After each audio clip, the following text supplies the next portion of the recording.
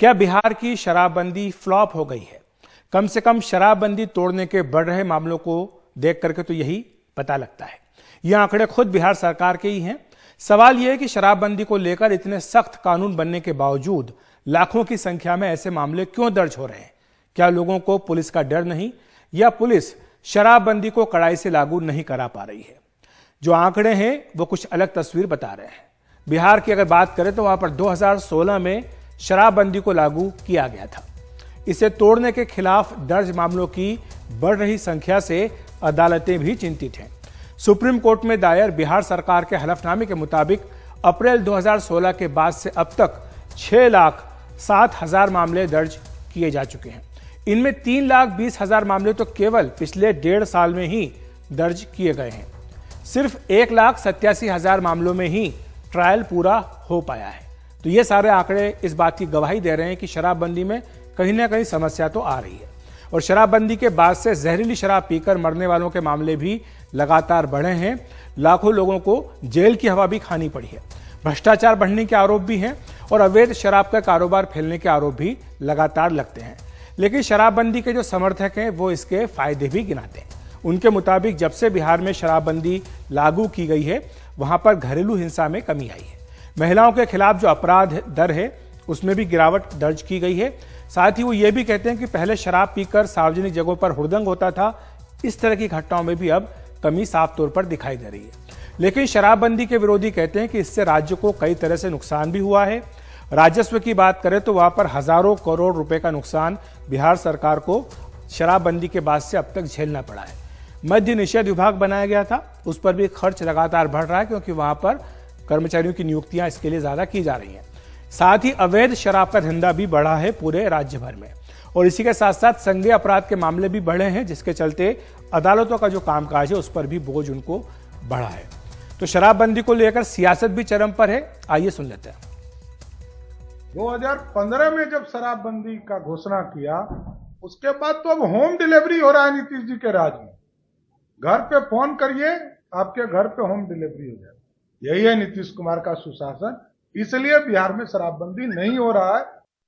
सरकार ने special court भी बनाया है और स्पेशल कोर्ट बना करके और यहाँ पर जितने लोगों उनका निष्पादन का और पिछले 1.5 साल में जब से स्पेशल कोर्ट बनाए गए हैं तब तक केस का निष्पादन त्वरित से शुरू हुआ है, लेकिन फिर भी जितना त्वरित से होना चाहिए उतना गति से नहीं हो पाया है। उसके लिए सरकार न्यायालय के साथ समन्वय बनाकर उसका प्रयास कर रही है। तो इसी पर चर्चा करने के लिए हमारे साथ दो खास मेहमान जोड़ रहे हैं। डॉक्टर विनोद शर्मा बिहार बीजेपी के प्रवक्ता हैं, डॉक्टर सुनील सिंह हैं जेडीयू के प्रवक्ता। आप दोनों का बहुत बहुत स्वागत है एनडीटीवी इंडिया पर।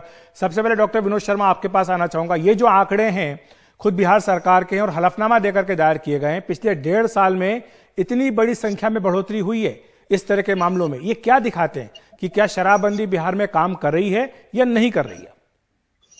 देखिए अखिलेश जी, सच्चाई है कि बिहार में शराबबंदी पूरी तरह से विफल हो चुकी है। माननीय मुख्यमंत्री जी का यह प्रयास काफी सराहनीय रहा। हमने पूरा समर्थन दिया, हमने काफी सुझाव दिए, लेकिन माननीय मुख्यमंत्री जी की इच्छा शक्ति के अभाव में ये पूरी तरह से फ्लॉप हो गया है। अभी हमारे अध्यक्ष होम डिलीवरी की चर्चा कर रहे थे। अब पटना या बिहार में कहीं भी चाहेंगे तो शराब आपके यहाँ उपलब्ध हो जाता था। पहले लोगों को दुकान पर जाने पड़ता था, अब घर में उपलब्ध हो जाते हैं। थोड़े महंगे जरूर हैं, लेकिन इसमें हजारों हजार युवाओं का भविष्य तबाह हो रहा है। हमारे जो बेरोजगार बच्चे हैं इसको व्यवसाय मान करके इसमें जेल जा रहे हैं, पकड़े जा रहे हैं और लाखों लाखों की संख्या में लोग हर साल गिरफ्तार होते हैं और जेल में अभी भी काफी लोग पड़े हुए हैं। माननीय मुख्यमंत्री जी कभी कभी चिंतन इस पर नहीं किया, कभी कोई कड़ी कार्रवाई नहीं की, कभी बड़े अफसरों पर कार्रवाई नहीं की।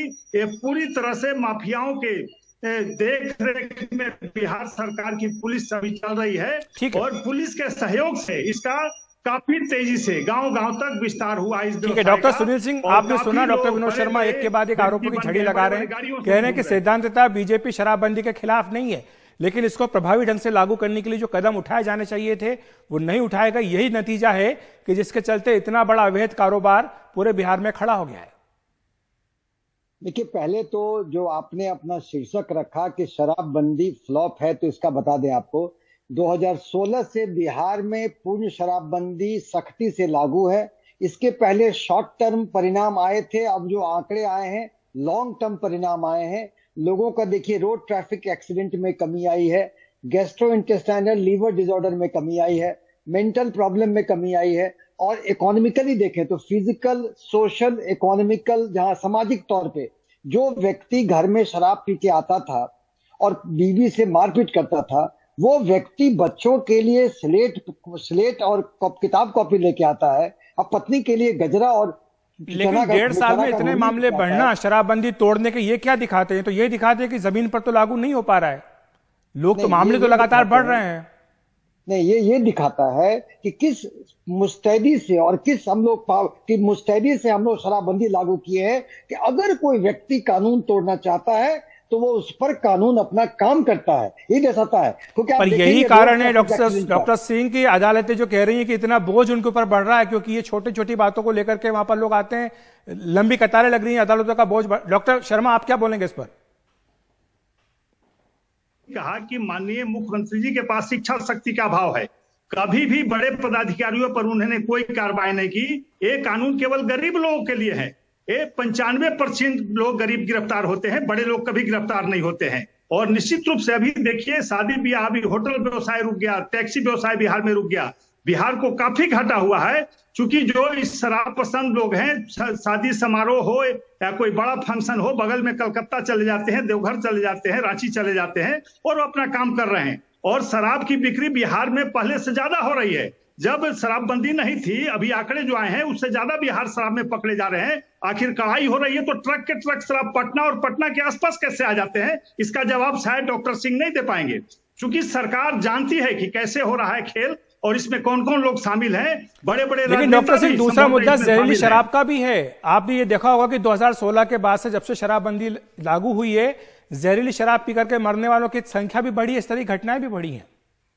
देख, दोनों कारोबार नहीं, डॉक्टर सिंह से पूछा मैंने, डॉक्टर शर्मा, डॉक्टर सिंह से पूछा है। जी सुनील जी। जी, पहले डॉक्टर शर्मा जी या किन्हीं को बता दें जिनको लगता है कि शराबबंदी कानून नहीं लागू है, उन्हें हाथ कंधन को आरसी किया, मेलोडी खाओ, खुद जान जाओ, शराब पियो, फिर कौन सी कानून आपको धरपकड़ करता है वो आप देख लो, कहीं कुछ नहीं है। आप देखिए, आप उनको कानून तोड़ने पर मजबूर कर रहे हैं, उकसा रहे हैं उनको। नहीं तो कानून तोड़े साहब, जवाब दीजिए ना, आखिर ट्रक के ट्रक शराबा कैसे रहे बिहार में? प्रत्येक दिन ट्रक के ट्रक पकड़े जाते हैं, समाचार पत्रों में आते हैं, इसका जवाब है आपके पास? अगर शराब नहीं बिके रहा है तो शराबा क्यों रहे हैं? जवाब है कि शराब की बड़ी खेप जब मंत्रिमंडल में भाजपा का हमारा घटक दल था तो उनके मंत्री के घर में मिलता था। शराब की बड़ी खेप उनको भी हमने नहीं छोड़ा। अभी प्रत्येक दिन पटना में करोड़ों के शराब पकड़े जा रहे हैं, किस मंत्री के घर में थे? क्या मजाक कर रहे हैं आप? मजाक केवल कर रहे हैं। किसी के किराए के मकान में पकड़ा जाता है तो मंत्री, क्या मंत्री पर आपने कार्रवाई की? अगर गलत थे तो किसने रोका मंत्री पर कार्रवाई करने से? आप सफेद झूठ बोल रहे हैं। शराब की पकड़ी जाती थी। और शराब के मामले में क्या बोलेंगे, मैं तो एक ही चीज कहूंगा कि आप देख ले, मैं तो पेशे से चिकित्सक हूं, रोड ट्रैफिक एक्सीडेंट में कितनी कमी आई है। जो शराब, शादी विवाह, नहीं, सही बात है डॉक्टर सिंह, इसमें कोई दो राय नहीं है कि फायदे भी हैं, नुकसान भी, दोनों चीजें हमने गिनाई हैं, दर्शकों को बताई हैं कि फायदा भी हुआ है। 2016 के बाद कितनी ज्यादा उसमें अपराध दर जो महिलाओं के खिलाफ है उसमें कमी भी आई है। लेकिन सवाल है एनफोर्समेंट का, क्या इसको सख्ती के साथ लागू किया जा रहा है, क्या इसमें कहीं मिली भगत तो नहीं है? ये सारे सवाल है, शायद इसीलिए ये चर्चा आज करने की जरूरत पड़ी थी। बहरहाल डॉक्टर सिंह और डॉक्टर शर्मा, आप दोनों का बहुत बहुत शुक्रिया हमारे साथ जुड़ने के लिए।